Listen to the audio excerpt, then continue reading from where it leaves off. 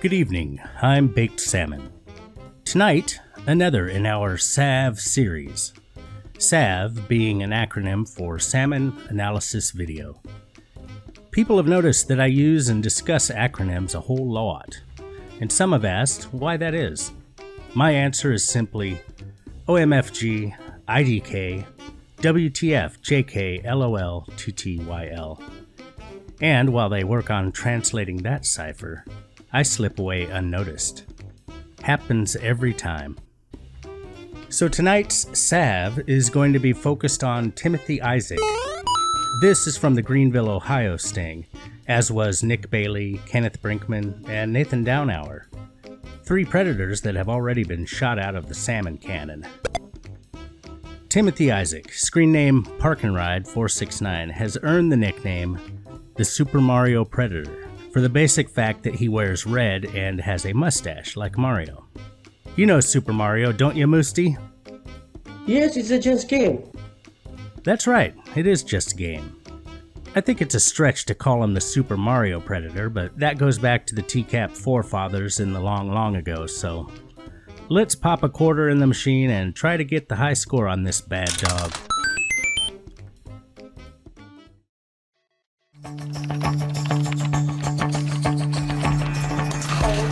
Am I supposed to be standing out in sight? Here we find Dell freezing her balls off out there. Hard to say. Dell goes out because we think one of the guys is about to show up and is going to be looking for, the young teen to wave him in. I don't see anybody. I'll come back inside then. Go get your toe warmed up, Dell.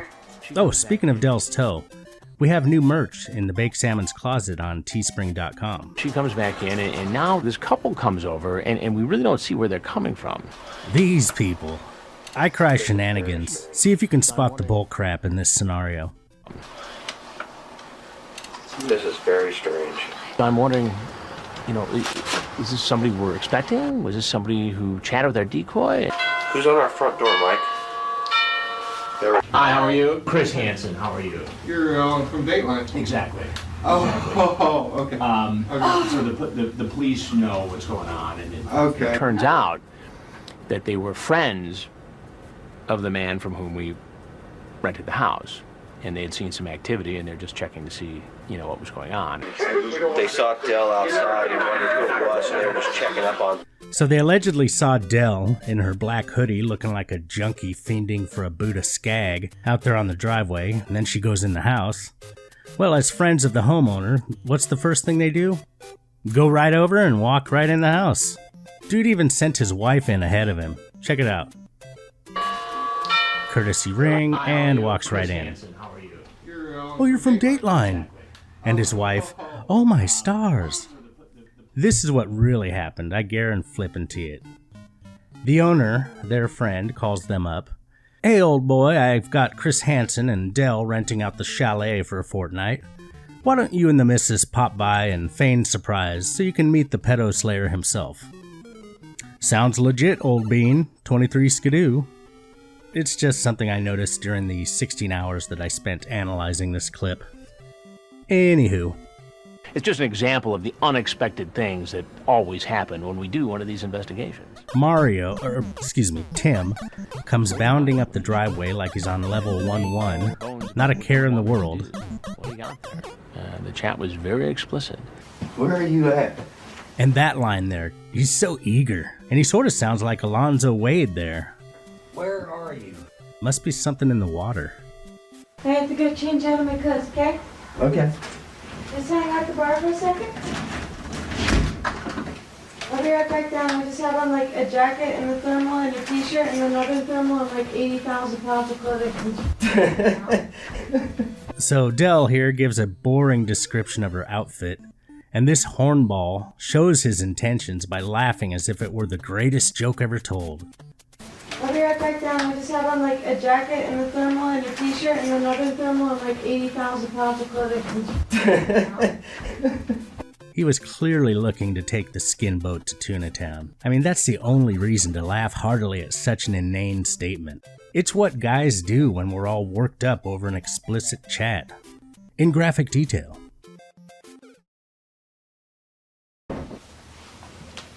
It's a little late to be prowling around these parts, huh? Yeah, it is, isn't it? The great predator look back.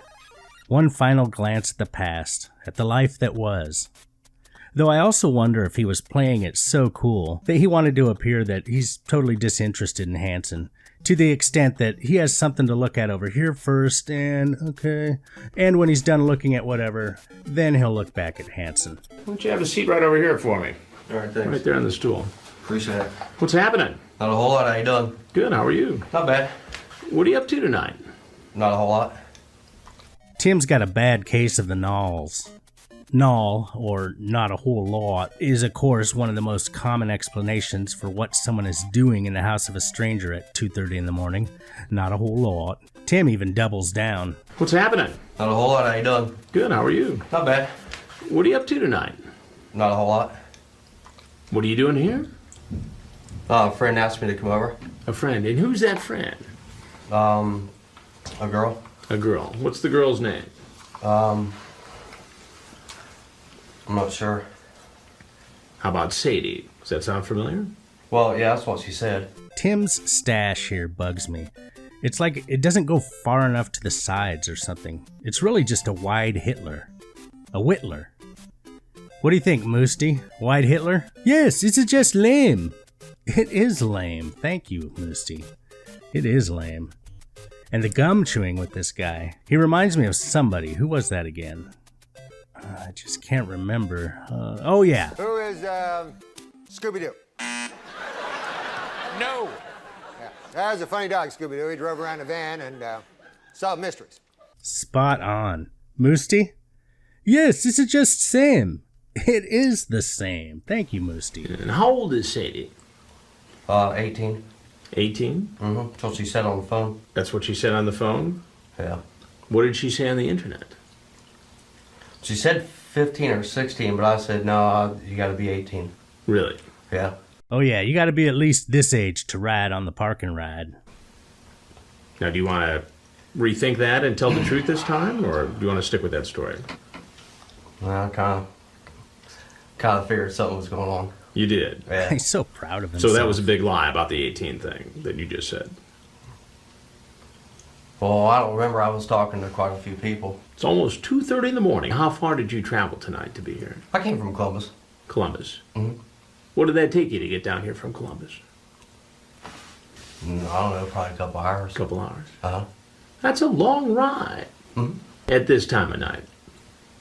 Yes, sir. What makes a man get in a car and drive 2 hours? I don't know, just somebody wanted to meet me and... Oh, ready for the Oscar-winning performance? Jim Carrey, eat your contorted heart out. I'm not looking for, to, like, do anything or anything. That was brilliant.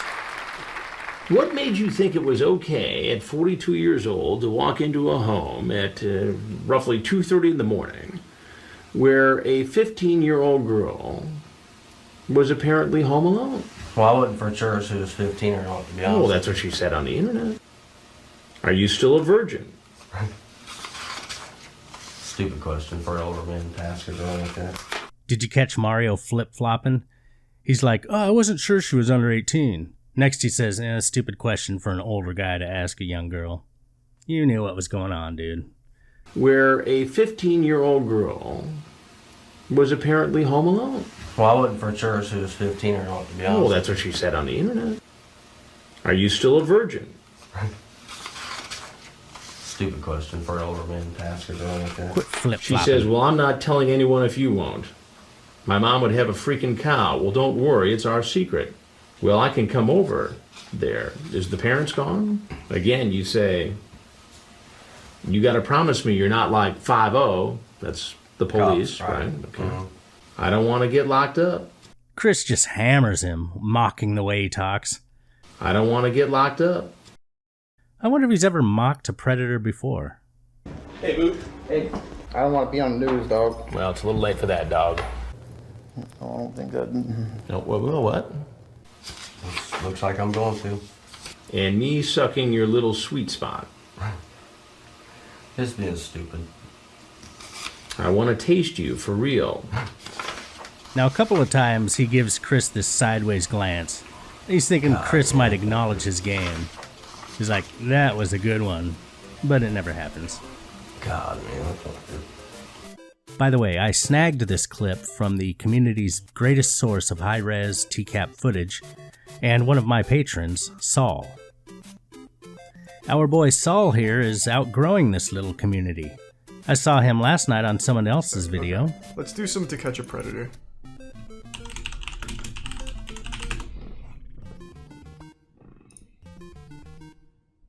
Yeah, buddy. You are legitimately internet famous. Moosty? Yes, it's just fame. It is just fame. Thank you, Moosty. But baby, 15 can get me 20. It was nice of Timothy to wear his good jeans. What is with the hole that forms in the crotch of some dude's Levi's? I always figure it comes from flicking it over and over. Stop that. Stop it. Get some help. And ladies, to answer your question, the hole in my jeans is about 9 inches lower on the leg. Oh yeah. Also from flicking it over and over. Yeah, it probably can. It probably will.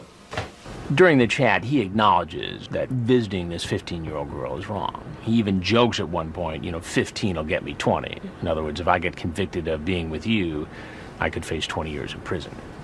Am I under arrest, Man, his sir? pupils look jacked. You're not under arrest. No, not now as we speak. Okay, thank you. I'm Chris Hansen with Dateline NBC, and we're doing a story on adults who try to meet teens on the internet.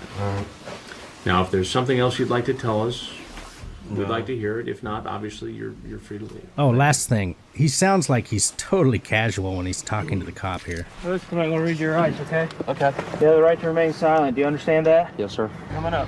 Anything you say can and will be used against you in court of law. Oh, and the gum. The gum is still hanging in there. At this point, that gum is the last thread he has connecting him to the freedom of a past life. It's a cautionary tale, folks. Don't grow truncated mustaches. Alright? Alright. Now go on, get out of here. Special thanks, as always, to my sexy patrons.